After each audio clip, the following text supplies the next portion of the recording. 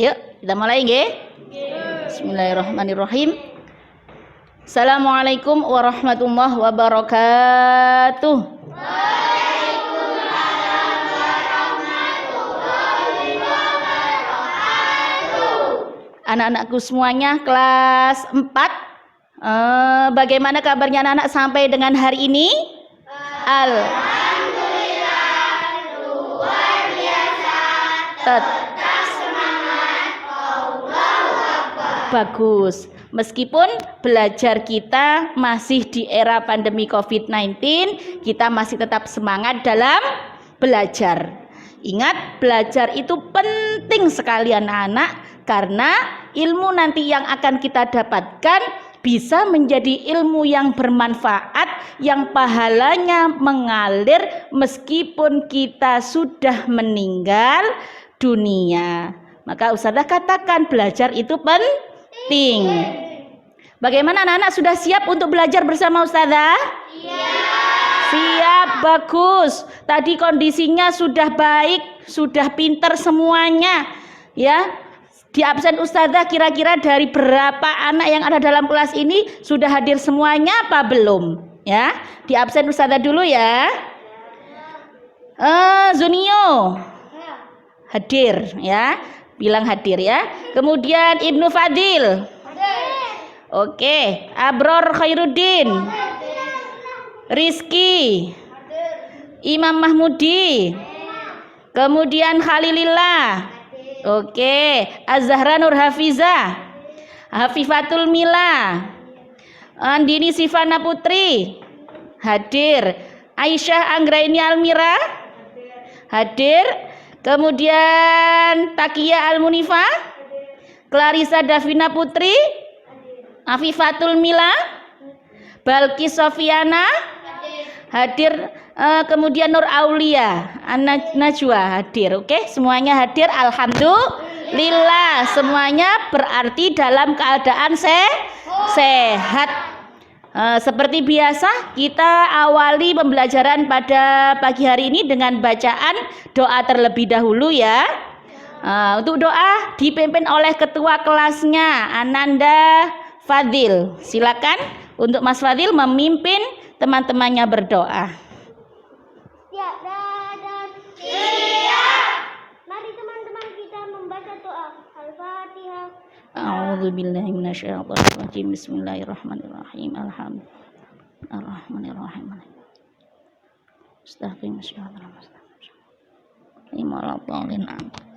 Terima kasih Mas Fadil. Ya, silakan duduk kembali.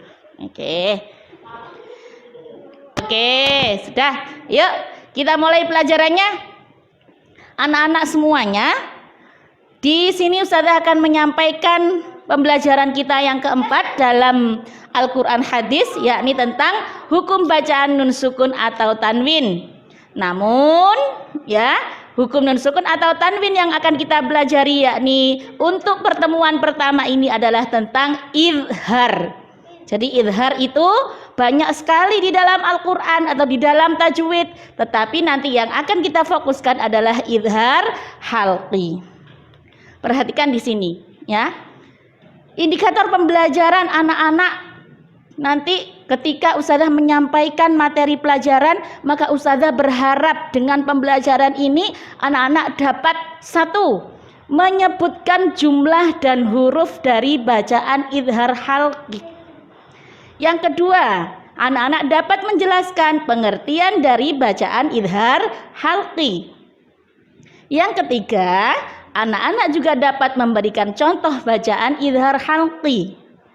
4, anak-anak bisa menunjukkan hukum bacaan izhar halqi dalam ayat Al-Quran. Yang terakhir, anak-anak dapat mengimplementasikan atau mempraktekkan bacaan izhar halqi dalam membaca ayat Al-Quran. Itu nanti pencapaian pembelajaran ya, yang diharapkan Ustazah melalui pembelajaran pada pagi hari ini. Selanjutnya, tujuan pembelajaran kita tidak lain hanya sama dengan apa yang dicapai tadi. Anak-anak bisa menyebutkan hurufnya izhar halqi, bisa menjelaskan pengertian daripada izhar halqi, bisa memberikan contoh bacaan idhar halqi, bisa menunjukkan bacaan idhar halqi dalam ayat Al-Quran, dan juga bisa mempraktekkan ketika nanti disuruh ustazah membaca satu ayat Al-Quran ada bacaan idhar halqinya, anak-anak bisa menerapkannya. Yuk sekarang pentingnya belajar ilmu tajwid. Kenapa sih kok harus belajar ilmu tajwid? Ternyata kita pahami dulu pengertian ilmu tajwid ini. Ilmu tajwid itu adalah ilmu yang mempelajari tentang cara membaca Al-Quran dengan baik dan benar. Ketika anak-anak membaca Al-Quran yang sudah nyampe Al-Quran ngajinya, ketika anak-anak itu belajar qaf yang masih jilid, tapi anak-anak bisa mempraktekkan tajwidnya, maka bacaan anak-anak itu semakin mantap, semakin baik dan juga benar karena ilmu tajwid. Coba bayangkan, ada seseorang jadi imam di masjid, ya. Kemudian ketika membaca surat Al-Fatihah, umpamanya ketika sholat maghrib berjamaah, sholat isya berjamaah, sholat subuh berjamaah, seorang imam itu kan mengeluarkan suaranya. Kalau si imam tersebut itu membaca Qur'annya salah, ketika si imam tersebut membaca panjang pendeknya tidak benar, kemudian yang seharusnya dibaca jelas dibaca mendengung, apa yang terjadi? Apa yang terjadi? Satu, pinter, dosa. Iya, nek gak tahu tajwidnya salah itu ya, dosa. Jangankan ya tahu tajwid, makhraj saja bunyi ain gak dibaca ain, dibaca a biasa, itu juga dosa kalau salah membacanya. Apalagi tajwid, karena itu dapat merubah arti yang sebenarnya. Maka penting, maka imam di masjid-masjid manapun itu dipilih yang fasih bacaan Al-Qur'annya. Umpama satu kampung ya, ada bapak-bapak tua, ndak ada yang bisa ngaji Bismillahirrahmanirrahim, Alhamdulillahirabbil alamin. Sementara sampean yang kecil fasih bacaannya. Boleh nggak yang kecil jadi imam? Boleh, ya boleh. Karena sampean yang lebih paham dengan Al-Quran, meskipun makmumnya bapak-bapak, tapi sampean yang paling fasih bacaannya, maka boleh jadi imam. Lo tambah besok jadi imam besar Masjid Agung Surabaya. Oh, amin Allahumma amin. Makanya harus pandai ilmu tajwid, ya. Bisa dipahami anak-anak sampai di sini? Insya Allah bisa. Bagus. Ayo sekarang lihat di sini. Ada yang tahu pembagian hukum nun sukun dan tanwin?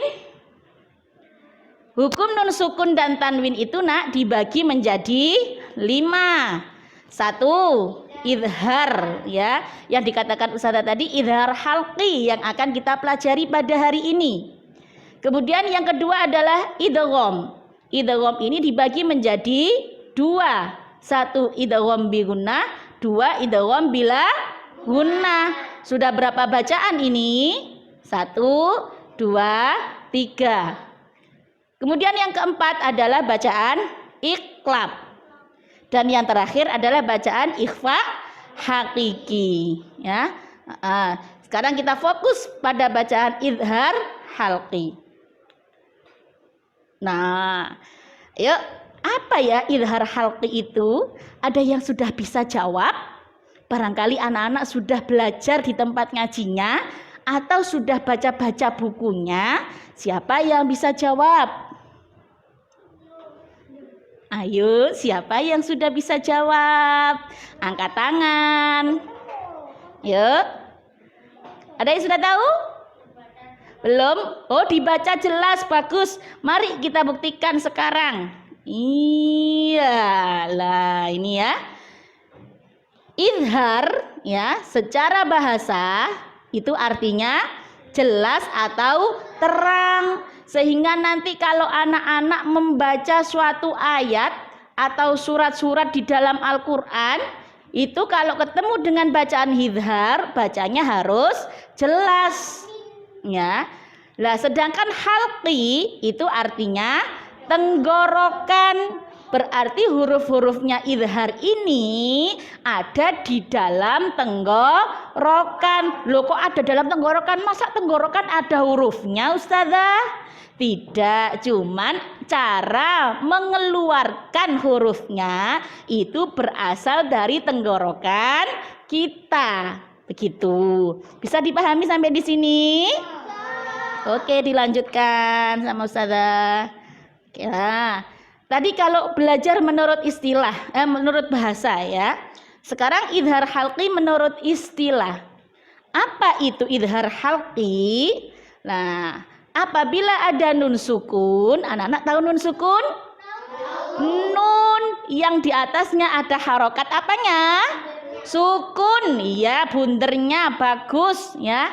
Apabila ada nun sukun atau tanwin, anak-anak tahu tanwin? Apa saja sih tanwin itu?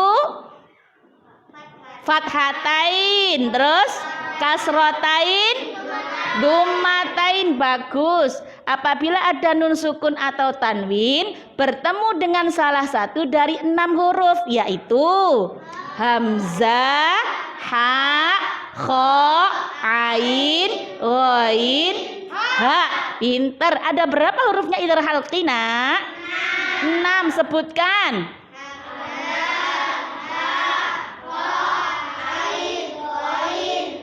Pinter, sudah hafal semuanya? Sudah. Bagaimana cara membacanya idhar halqi tadi? Jelas atau terang? Pinter sekali. 100 untuk anak-anak kelas 4 ini nanti ya. Coba sekarang kita lihat contohnya. Iya ya. Contoh bacaan idhar halqi. Ini ya. Hurufnya halqi yang berupa hamzah, contohnya adalah hasidin idza hasad. Kenapa kok dibaca idhar halqi? Ada yang bisa menjawab? Ayo, kenapa kok dibaca idhar halqi? Bagus, karena ada kasrotain bertemu dengan hamzah. Sudah ada keterangannya di sini ya. Bacanya bagaimana tadi? Jelas. Ya, sekarang yang kedua, ha, hurufnya ha. Kalimatnya adalah wafurun halimun. Mana sebabnya? Bagus, bomatain bertemu dengan ha. Contoh yang ketiga, hurufnya kho, bunyi kalimatnya kalimatin khobithatin. Sebabnya bagaimana? Oh iya, pinter. Kasroten bertemu kho. Bagus. Bisa semuanya? Bisa, pinter. Itulah tadi pembelajaran tentang bacaan idhar halqi ya. Sekarang silakan melingkar membentuk suatu kelompok ya. Nanti akan dikasih ustazah ayat atau satu surat, dicari bacaan idhar halqinya.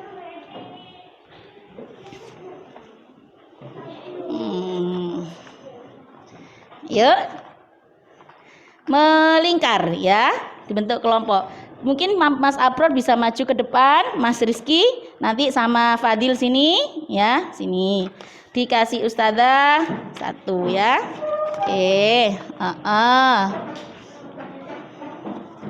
Ini, ayo balik badannya. Kelompok 1 itu ada surat Al-Qadr di situ ya. Untuk kelompok 2 surat apa itu, Nak? Ad-Duha. Untuk kelompok 3 surat apa? Al-Qari'ah. Bagus, nanti anak-anak tentukan ya. Mana ada enggak di dalam surat tersebut bacaan idhar halqinya? Ya. Nah, ada enggak bacaan idhar halqinya? Digaris bawahi saja. Nanti salah satu ada yang menjawab idhar halqi yang ditandai. Ada yang sudah ketemu? Ada yang sudah ketemu? Sudah, bagus ya. Siapa? Kelompok siapa dulu yang pengen jawab? Oh, kelompok 2. Yuk silakan. Ada bacaan idhar halqinya berapa? Oke, 1. Bunyinya bagaimana?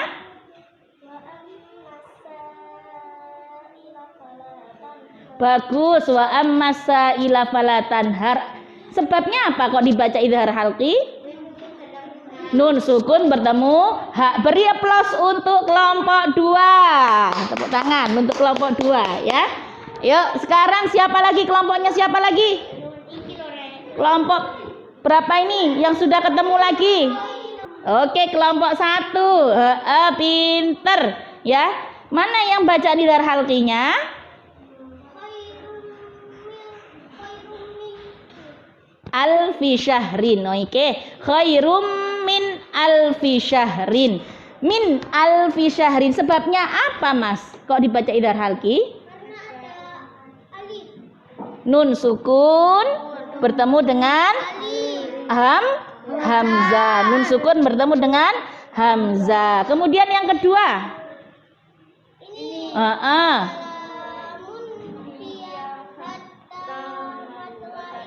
Salamun hiya hatta matla'il fajr. Bagus.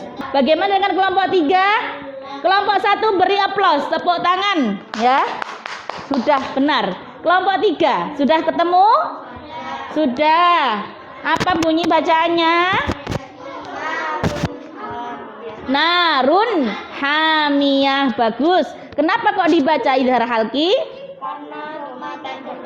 Domaten bertemu hak. Bagus. Sekarang terakhir mari kita simpulkan bersama-sama. Pelajaran yang kita pelajari hari ini adalah tentang bacaan apa, Nak? Idhar halqi ya. Apa yang dimaksud dengan idhar halqi itu? Itu artinya atau cara membacanya jelas atau terang. Kalau menurut istilah, apabila ada nun sukun atau tanwin bertemu dengan salah satu dari 6 huruf, yaitu bagus ya. Ada berapa hurufnya idhar halqi? 6. Cara membacanya bagaimana tadi? Jelas atau terang ya. Sudah selesai semua pembelajaran kita pada hari ini. Kita lanjutkan pertemuan depan ya. Sekarang sebagai tugasnya anak-anak ya, nanti dikerjakan LKS-nya halaman 29. Di situ ada tugas portofolio. Nanti dikerjakan pada pertemuan selanjutnya. Berarti waktunya 1 minggu ya. Ada penilaiannya Ustazah nanti sebentar. Nih lihat lembar pengamatan penilaian pengetahuan. Carilah hukum bacaan idhar halqi pada surat yang ditentukan oleh Ustazah yang sudah anak-anak tadi. Nanti Ustazah akan rekap nilainya. Siapa namanya di sini? Ini masih contoh ya. Contohnya Afifatul Mila, Azharah Nur Hafizah. Oh, kalau lengkap jumlah menemukan jumlah idhar halqinya ada 3, berarti ditulis ada 3, diuraikan di situ. Contohnya apa saja, sebabnya apa ya. Kemudian bertemu dengan huruf apa, ya, disebutkan semuanya ya. Nanti kalau anak-anak nyebutkannya lengkap, nilainya juga bagus ya.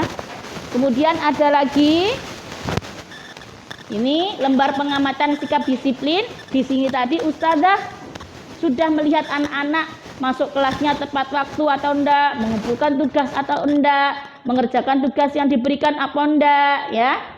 Memakai seragam sesuai tata tertib. Kalau seragam tidak ya, karena sekarang masih pandemi, kita tidak boleh memakai seragam terlebih dahulu ya.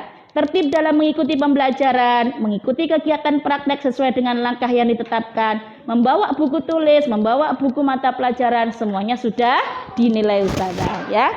Terakhir, lembar pengamatan sikap spiritual. Anak-anak tadi berdoa apa enggak? Berdoa, mengucapkan rasa syukur nikmat Allah. Berarti Ustazah tadi sudah mengajak anak-anak enggak untuk rasa bersyukur, meningkatkan rasa syukur kepada Allah dengan cara sehat, dengan alhamdulillah, memberikan salam sebelum dan sesudah menyampaikan pendapat atau presentasi ya. Itu sudah nanti dinilai Ustazah sendiri, oke? Sekian dari Ustazah ya nak ya. Anak-anak harus tetap semangat dalam belajarnya ya. Kemudian kita bertemu kembali pada materi berikutnya, yakni tentang bacaan ikhfa hakiki. Sampai ketemu. Ustazah akhiri dengan bacaan hamdalah. Alhamdulillahirabbil alamin. Assalamualaikum warahmatullahi wabarakatuh.